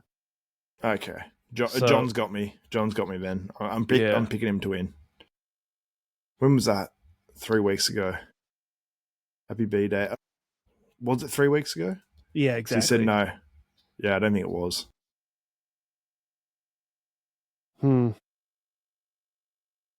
Could be. Well, it's not a dark horse pick, but it's a good educated pick. Yeah.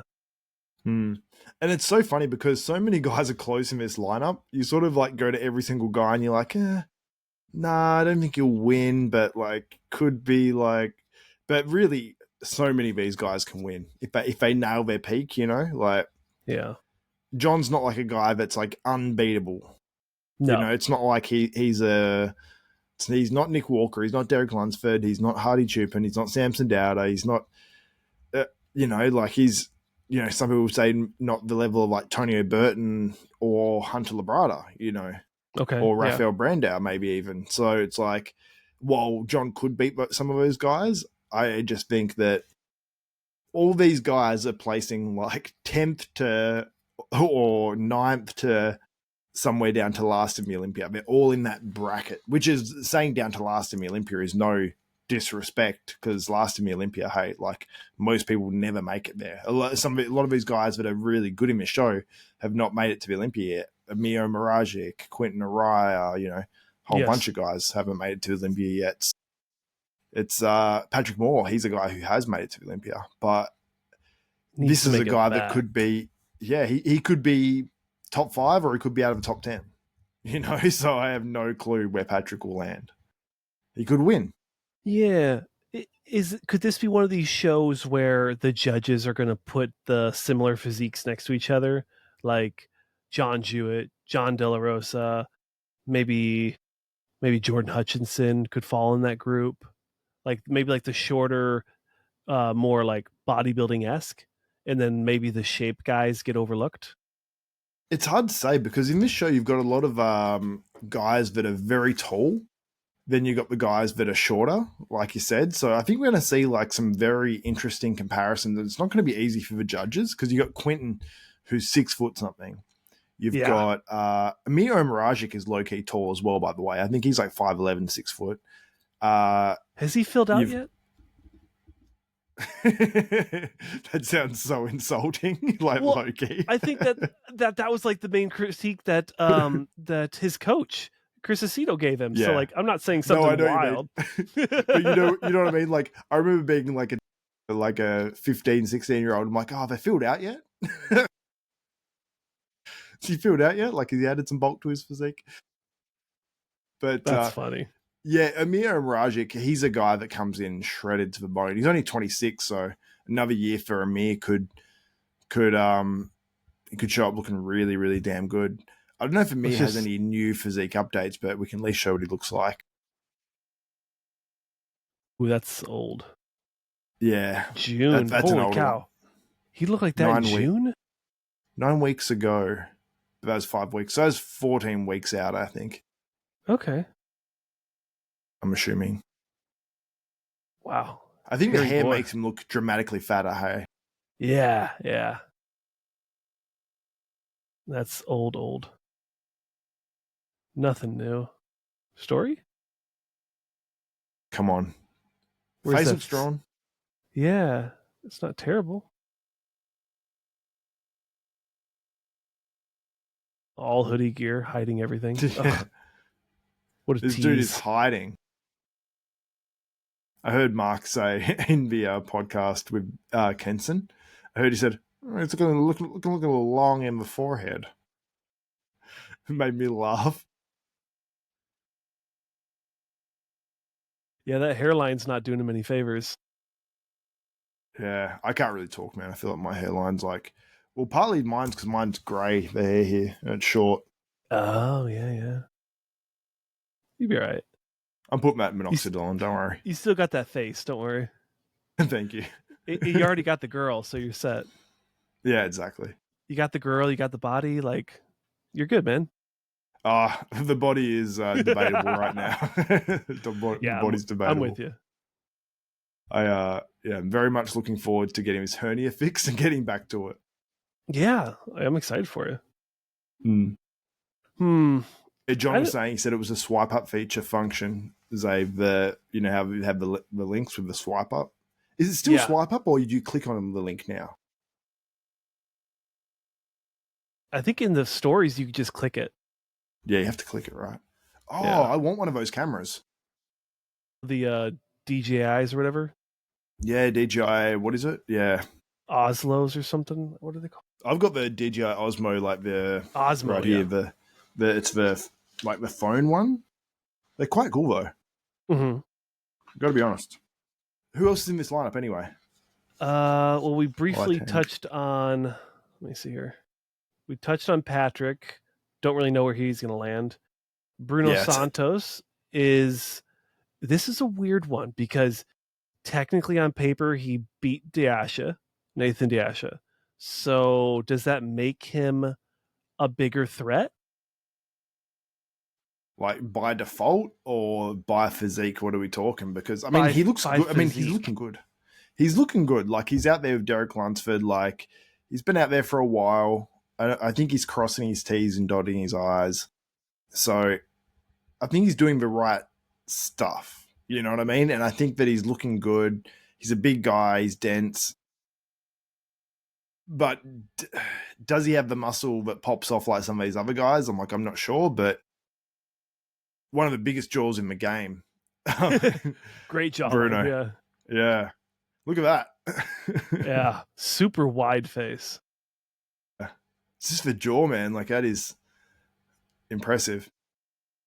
But yeah, he's one of these guys that while he did beat Diasha, placed second to Rubiel, therefore you could say he's winning this show, and maybe he can, depending on how these other guys come in.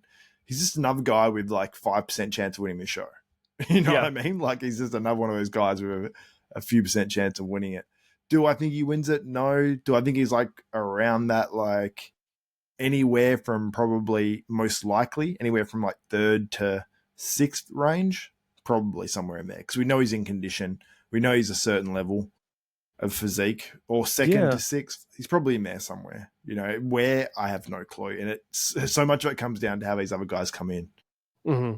Stu's another one. Yeah, we'll get to Stu. That's where we got to like do what what's the guy's name? Muscle Insight. Yeah. Shout out where to do you Muscle think Insight. where do you think Bruno lands? I'd have to look at, literally I have to pull this up to look at the faces, because then I could be like, I don't think he's beaten him. I don't think he's beaten him. So, I love the faces. I love them so much. I sent him a message. I was like, dude, you're doing the Lord's work right now. Like, please do not stop. Bruno's in the red light district there. Checking out all the action. I think Bruno I think he could beat Stu. I think he can beat Morgan.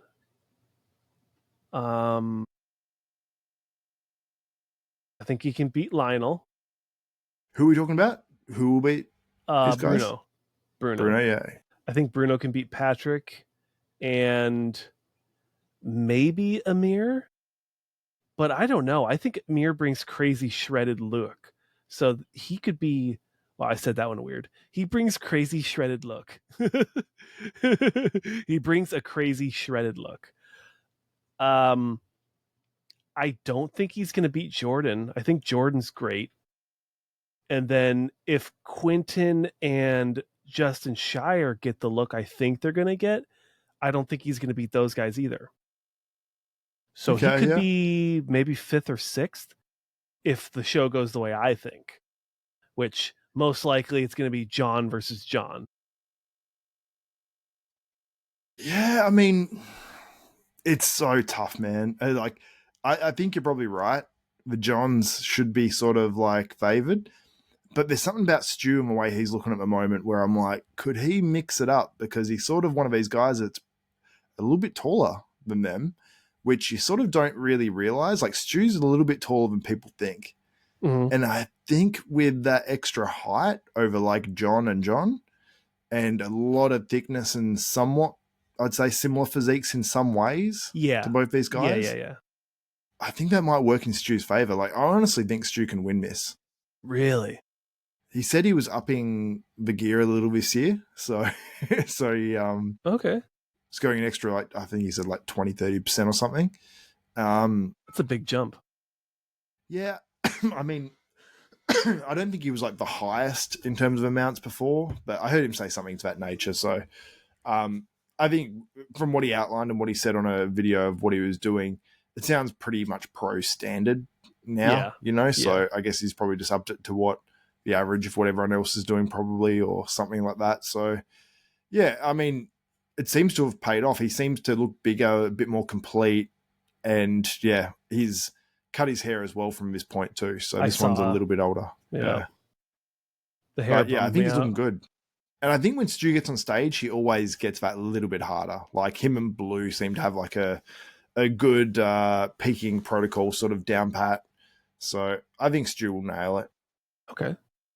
Huh. If not nail it, then he could bring something special to Texas, you know, like, because a lot of these guys, I think, are going to come into this show and go, okay, I need to do this for Texas. Okay. Yeah. I just hope these guys don't get disheartened by their first placing at their first show they do. Ooh, true. Like, first of the season, or how many debuts do we have?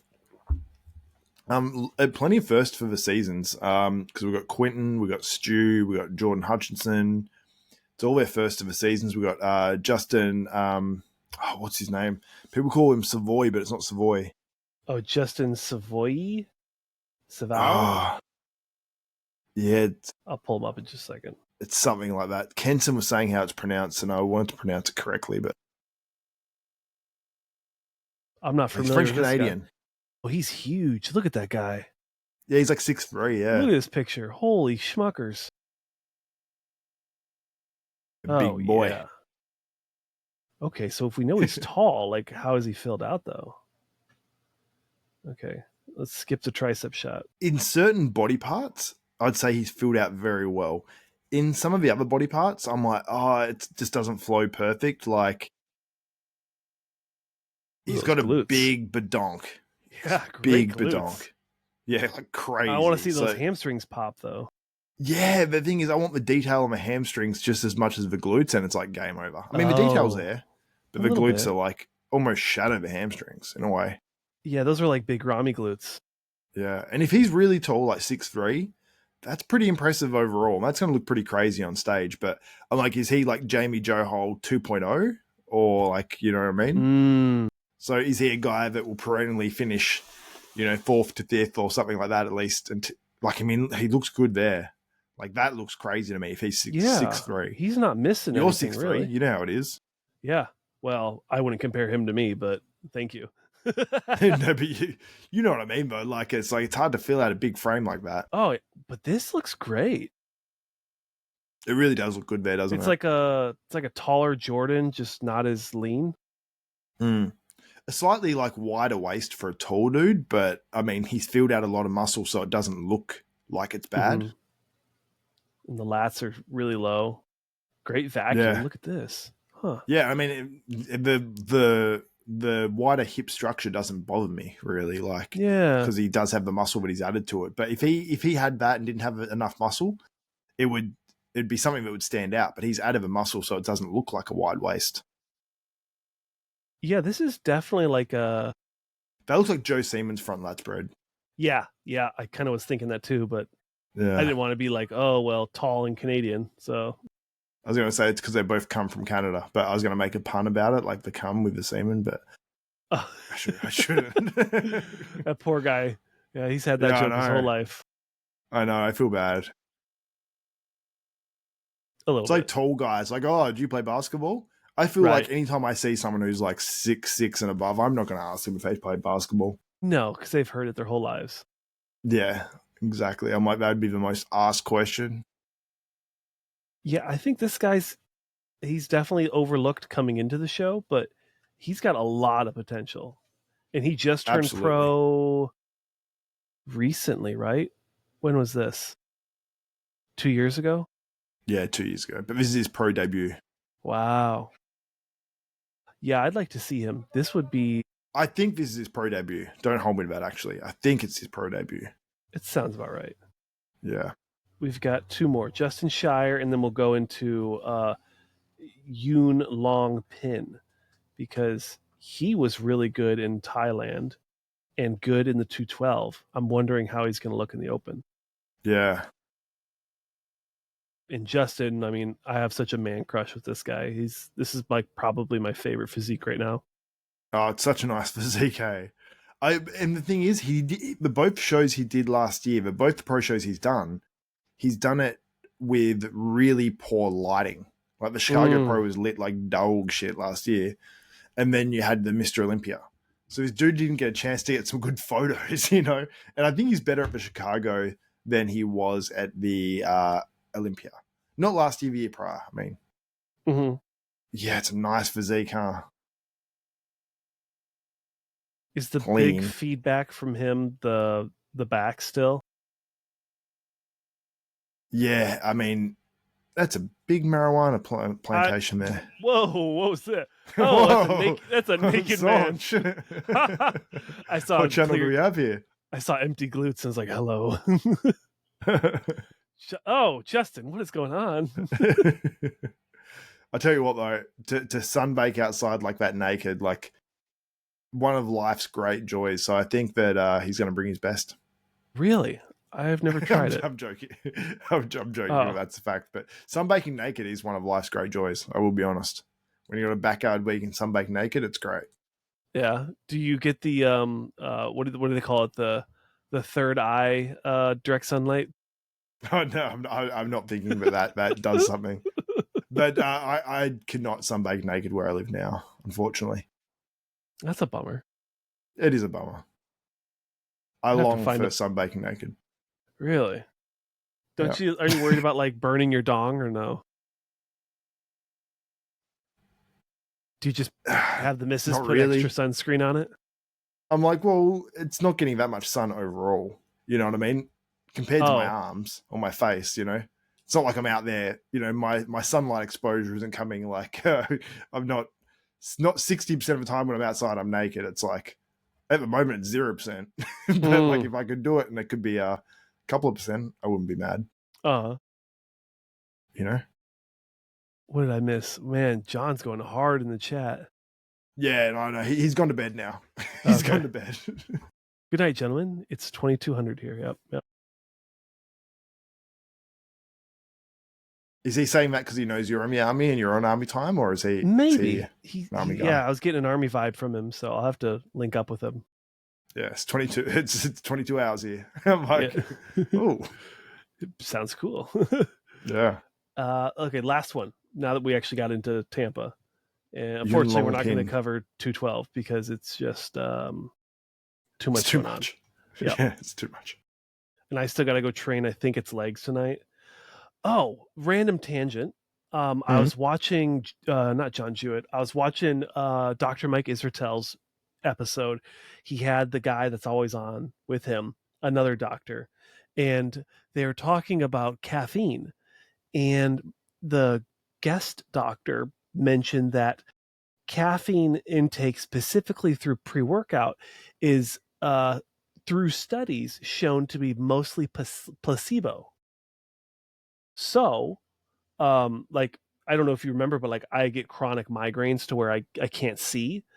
And Oh for man, that years I've been sucks. trying to, yeah, it's horrific because I'll get like these lightning strikes across my eyes, and then I'll get Oh, like nauseous, and it's horrible. So I got, when I was on keto, I didn't have any. And then when I just switched back to a traditional bodybuilding diet now, doing carbs, I started getting them again. And I started thinking, well, there's no way it's rice that's giving me migraines.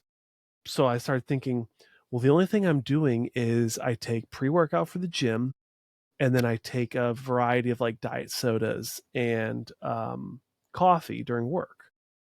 So I've cut out all my caffeine except for like maybe like a couple cans of soda, diet soda throughout the day. So with the leg training I'm doing tonight, everything's dry. There's no pre-workout. The only thing I listen to is I mentioned it in the chat earlier, and in our YouTube chat, that I just watch old bodybuilding videos, like the long ones from like Jay Cutler and Ronnie and Phil. And right now I'm watching Phil's prep for the 2003 Olympia on YouTube, oh, that's and sick, man. That's it's sick. it's raw energy. Like, I don't, there's pros in my gym. Like there's a physique, no, there's a figure lady, and then there's Gabby, who's a women's open bodybuilder from Mexico. Um, but besides that, there's not really a lot of jack dudes there. So like I'm in like the top 10, which is embarrassing for them.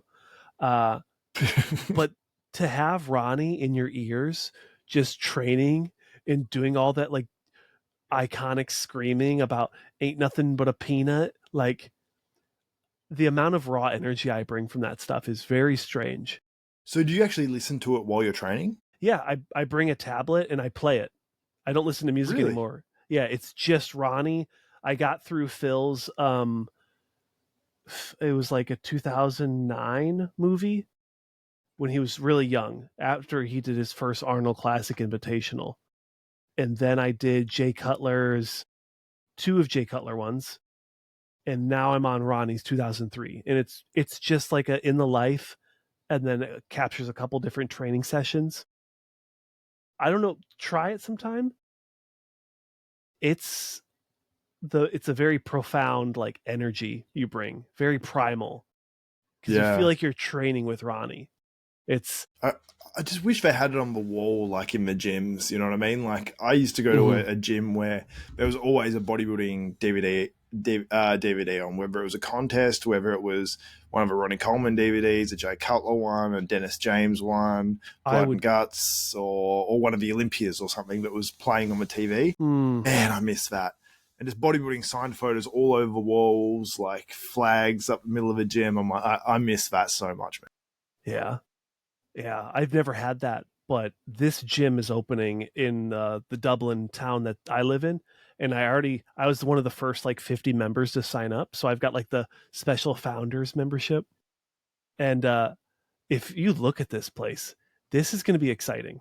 It's super cool looking. Everything's like custom built. It's got a lot of like arsenal equipment. Um, it's going to be a nice training Oh, session, sick. and Yeah. Oh, man, I'm jealous. I'm hoping they have the bodybuilding stuff playing, and it's not just like some weird like men's physique, women's bikini energy. But Yeah. it's I'm really excited. It's like brand new stuff. Yeah, regardless, looks like a cool gym. Like, it's better than anything we can get here in Tasmania. So, You think so? yeah, yeah. It's better than any gym here, that's for sure. Oh I man. mean, I'm talking specifically Tasmania. In Australia, you've got some cool gyms, though. Yeah, I can imagine. But to be fair, if this falls through and I move to Texas, I'm going to be working out at Jim Bob's, Vernon, Texas. And I don't even think there's photos of this place. Really? Yeah, Why here? because it's the only like hardcore gym, like real gym in that town. And it looks like Ah. it's either this, I have to drive like 40 minutes to another gym, but it looks like this. So not as fun. Wait, it hasn't come up yet. I'm just Oh, seeing really? the Bob's Gym, Vernon, Texas. Anyways, I hope everyone's enjoying this super random episode. Yeah, I like it. To be honest, I like it. Did we look at Yulong Pin? We got to look at them in a second. But this is what it looks like. Yes, there you go. Super old school. Everything's just steel plates. Duct Dude, that tape was on such the look everything. of the gym back in the day. Like that, that like half blue and then half grey at the top. That's such a like a retro look. Yeah. Look at that dumbbell rack. Hardcore. Wow. So where is this place? Vernon, Texas. It's not technically very close to let's see here. Vernon, Texas to Dallas, Texas. I think it's like 2.5 hours. Oh, almost 3 hours to get to Dallas. 2 hours 50, yeah. So it's like in the middle of nowhere. Oh, yeah, true. Like there's nothing around it. Yeah. So I was just looking at that. it's going to be a good place to raise a family, but that's about it. That's about it. Yeah. Would you stay in that location? Like long term? We'll probably raise the kids until either Ellen commissions in the Air Force and then we'll move. Or if I get offered a better job, maybe up here in Altus or preferably towards Wichita Falls here, would be closer to Dallas. Because I want to be in striking range to go down to Dallas, go to Powerhouse Gym, go to Metroflex, what other ones?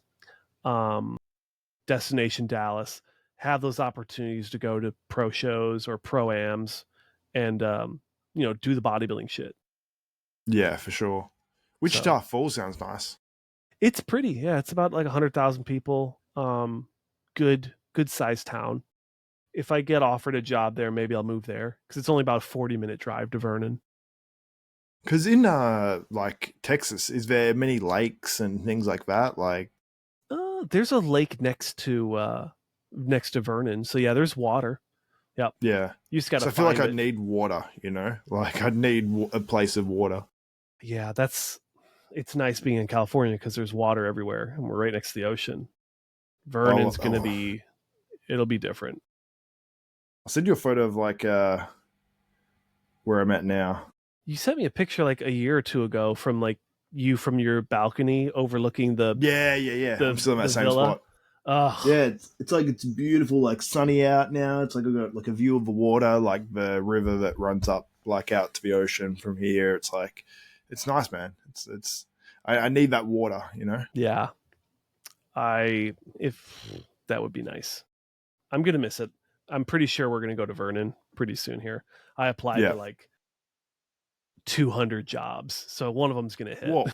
Yeah, that's I've applied for like maybe 10 jobs in my life, if that. Oh my god, no, I well Not because even I'm that. not applying for just IT. Like IT's my profession, but I'm applying to anything that's gonna pay the bills to just get us down there.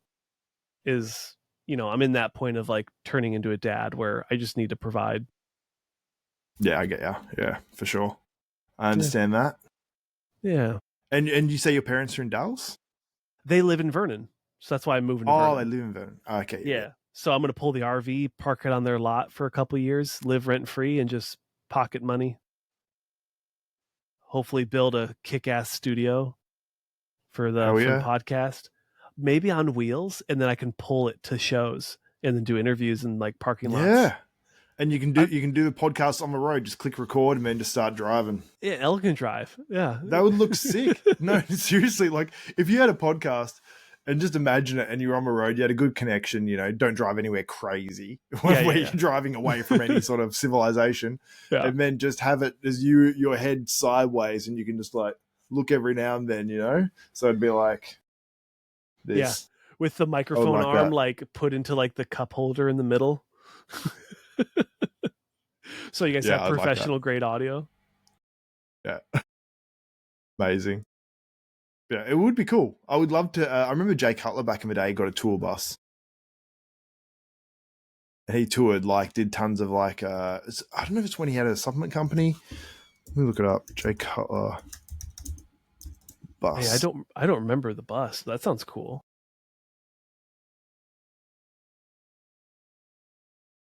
Oh, he Oh, had a tour bus. Ellen also says she's going to have a chicken coop in Vernon. So that's going to A be one of the chicken things we're going to invest money into immediately. Hell Is yeah. I would definitely want a chicken coop. big chicken coop. My mom Yeah, has that's sick. like a rinky dink one they built together out of like extra plywood and crap. And she's got like 6 or 7 chickens. But Nice. my Ellen's going to have like 30 chickens. Oh, She's wow. going to have an army. Yeah. Production line. Yeah. Yeah. I'm going to be living off chicken and Yeah. eggs. Yeah. Yeah, that would be sick. I'd love to have fresh eggs. Mhm. Love to have it. Yeah, when we're there on holidays, we eat nothing but like fresh eggs, and they have a Tyson's like chicken factory there, so you get like fresh chicken like super cheap. It's crazy. Oh, it's awesome. Mhm. Yeah, and it'd be so much cheaper in Australia. Yeah, you think? Yeah, massively. Yeah, massively. Okay. Okay, I'm going to share something with you on my screen right now. Yeah, It wasn't, maybe it was just the Ronnie Coleman tour bus, but I was thinking of all along. Can you see that? Yeah, I can. Yeah. Ronnie Coleman Signature Series tour bus. Oh, that's cool. Oh, that one's all blurry because it's on Facebook. Wow, that's awesome. It was pretty boss. If I saw that, I would lose my shit in real life. Oh, yeah. If I saw a Ronnie Coleman tour bus, they even Holy did things cow. on MD with it. Ronnie Yeah. Coleman's US tour hits the West Coast. That's pretty cool.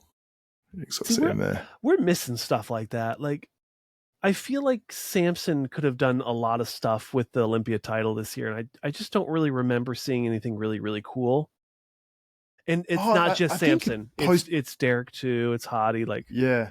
I think post Olympia, Samson was hitting so many places. Like, I think he was doing some cool stuff because then he was like doing posing stuff with like a bunch of people, and he's doing like proper like his posing routine at just like gym shot things and stuff. And even he's teaching people how to pose. He's doing a lot of really cool stuff as a Mr. Olympia. But I think it's that time of year now where he needs to like lock down. But yeah, next year, definitely, like I said to him, like, dude, you should go to the Silverstone, like the F1 Grand Prix.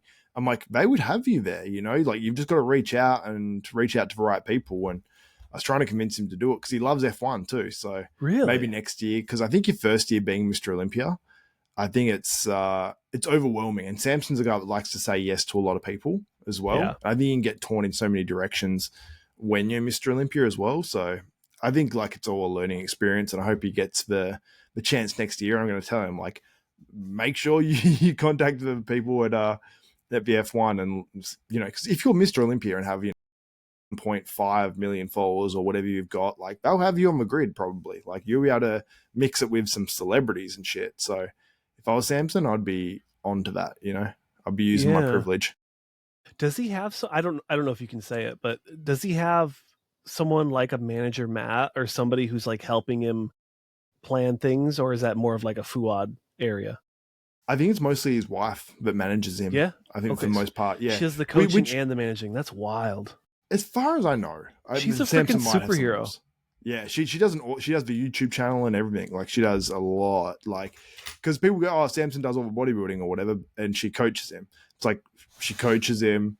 She deals with his moods. She does his videography and editing. She does the contract stuff and everything. So, and when you're in that position too, like sometimes there's advantages and disadvantages to it. But part of the advantage is that you don't have to worry about trusting someone because he would obviously like trust her no matter what. So that's one thing, where it would be a lot easier for him mentally, I think. So, but yeah, I think maybe, who knows, maybe he'd make a lot more money, and maybe, he'd be booked at more stuff if he did have a manager like Kai Green got, and he was in Stranger Things and all that sort of stuff, who knows? So it's tough. I guess we'll never know. Yeah. Well, I guess let's finish this up. Because I got legs. And yeah, true. And you're a busy man as well. I'm sure the What's your Tampa predictions? Tampa. Let me pull up the faces again. Shout out to Muscle Insight. I think if I'm going to be super mainstream and boring, I'm going to put John Jewett winning, John De La Rosa second, and then I think I'll mix it up. I think I'll put Justin Shire. Wait, because Quentin could be right there, and Jordan could be right there too. No, it's tough. Oh no. I'm gonna do my gut feeling. I'm gonna put Justin Shire third, Quentin fourth, Jordan fifth, and then who else am I missing? Oh, Amir and Stu. Oof. And then maybe Amir and Stu, I guess. Amir in sixth and Stu in seventh. Wow. Yeah, I know, it gets crazy, huh? I'll give my top couple at least anyway. They're subject to actually, this is probably going to be how I'm going to place it. But I'm going to say first John De La Rosa. Second, I'm going to say Stu Sutherland. Ooh. Third, I'm going to say Justin Shire. Fourth, John Jewett. Fifth, Jordan Hutchinson. Mm. Yeah, I'll stop there for now. Yeah. Maybe like Quentin or something. Yeah. But yeah, it's tough. It's so tough where you put anyone really in this lineup. Do you think Do you think Mr. Ping has any chance of cracking top 8 maybe? Do you know what I think is going to happen? I think he's like from the front, that front most muscular. Like I am so insanely impressed by his physique. Full stop. He's one of these guys that needs to just hit the pose and just hold it for as long as possible and just get harder in the pose. Like don't mess around with the poses. Just keep those pecs like flexed there and just hit those hard. Because like in the side leg, the lines are sort of there, but it doesn't look super crisp. You know what I mean? Yeah. At 6 days, I'd like to see more detail in the legs. Yeah, so I think he's more in that 8 to 10 range probably. But I mean, like based on that pose alone, I'm like, whoa, it's crazy. But yeah, maybe needs to be a couple of kilos lighter. Okay. Shot a little too high for open debut. Yeah, maybe just a tiny bit. But if he wanted to do Texas, then he might be right in the exact spot he needs to be in. Yeah, good call. Big fan of his physique, though. I've got to be honest. Yeah. Like the shape and the muscle bellies, I'm like, Mm-hmm. that is insane. Very pretty. I just saw that cat's tail. I was like, what is happening there? I didn't even realize what it was. It's getting closer to dinner time, so he starts becoming more annoying. He's like, you're meant to train legs. Mm-hmm. Well, that too. Yeah. I go. Yeah, I gotta get a meal in, and then I'm done for the day. But then it's like, do I eat before I train legs so I don't feel sick, or do I wait until after? So then it's more like meal timing strategy. I don't know. Why not eat both? Honestly, yeah. Like, if you feel a little flat, have a little small meal and then fill up yeah. afterwards. Because I'm shout out to Dr. Mike Isertel, because I'm using both the I know that you can't see it, but I'm using both the strength hypertrophy app and the diet app, which they're both phenomenal. The training one takes the thought out of everything, where it's just every day I go in and train, it tells me which exercises, the reps range, and then everything else I guess is on me, like tempo, time retention, stuff like that. But I try to train like Justin Shire and Justin Botterina. I try to like watch their stuff and go slow, controlled, and then big explosive out of the hole. But then the diet's got me sad. It's got me real sad. Like it's on the carb cycle days where it's like a low day, it's got me like 130, 140 grams of carbs, which is just miserable. And then on my training days, I think I'm not doing much better than that. Like maybe 200 something grams of carbs. Yeah. It's not a lot. So you're cutting down at the moment? Yeah, I'm down 20 pounds, so I'm happy. So we're almost at 220. We're about 223. And I'm hoping to get to about 212, 213 by the time the baby gets here. Yeah. And then awesome. I'll hire a coach and actually pull the trigger once everything settles with the baby. Yeah. But I mean, if that's working for you as well, like the using the apps and stuff, like it takes the guesswork out of it. It's like, that's awesome. Like that helps a lot. Take a little styrofoam, or not styrofoam, but the little to-go meals from Amazon, and I use a black magic marker and I write on like 5.3 grams or ounces of protein and 3.2 ounces of carbs. And I just have all my meals ready. There's no thinking. It's all the same thing. Like beef, rice, simple. Makes life easier. Yeah. I like it. It's so much better. Military man. I like simple. I like structure. Something I can be consistent with. Yeah, usually I'm looking forward to moving in with my girlfriend, and then I want to get like a deep freeze or something like that, like a deep freezer, and just stack my meals up. You know what I mean? I'm excited for you. Yeah, she seems awesome. So I'm very happy for you. Very good girl. Yeah. Very fortunate. Yeah, I don't know too much about the Nepalese. Oh, they call it like you can say Nepalese or Nepali. Yeah, Nepalese. Yeah, I'll have to do some googling and make sure you're safe. But yeah, well, they're renowned for being like very nice, kind sort of people and stuff. Like here, at least when like you hear of like a Nepalese person, like, oh, I work with a Nepalese person. They're so lovely, they're so nice, or whatever. So weird. I think it's sort of like because you're Ellen, is she Filipino? Filipino, yeah. Filipino, yeah. They're known as being like nice people and very stuff. Very kind people, yeah. Very giving. Yeah, yep. I think very similar sort of nature. Family centric, nuclear family stuff. Like, yeah, it's one of the many things that drew me to her so strongly. Because like after a month, I was like, I think this is the woman. I just knew. It was really strange. It's a game changer, hey. It's like, I've been through it. Like I've met women before, but like I'd never had like that kind of like nuclear connection where I was like, huh. After 3 months, barely, I was like, hey, you want to move to California with me? Where was she living then? In Maryland. So on the other side of the country. Yeah. The Maryland Muscle Machine. Pretty much, yeah. Kevin Levrone. Actually, I did start watching one of his videos too. Yeah. Yeah, that's cool. So Maryland's, which state is that in? Maryland is a state. Oh, Maryland is a state. With which is the main city in Maryland? Kind of like Washington D.C. essentially. Oh, is Washington D.C. in Maryland? Washington D.C. is like, it's on the border of Maryland and Virginia. Oh, okay, Yeah. Okay. But like the Pentagon is in Maryland.